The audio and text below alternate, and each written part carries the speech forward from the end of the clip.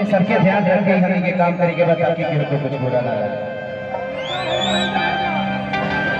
कि जवान जैसे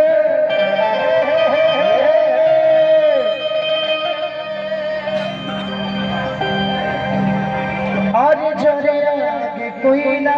के आगे डालो दीवारी तहरा साउंड बजैला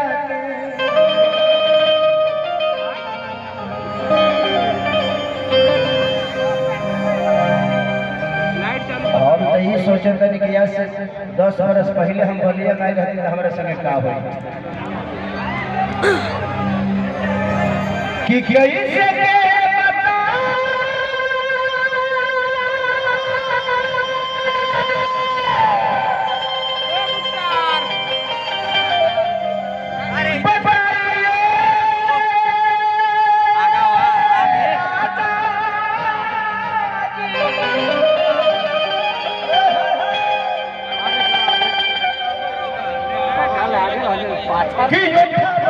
के ललिया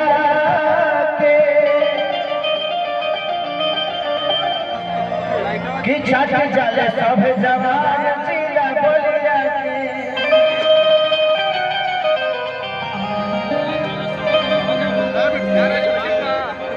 कि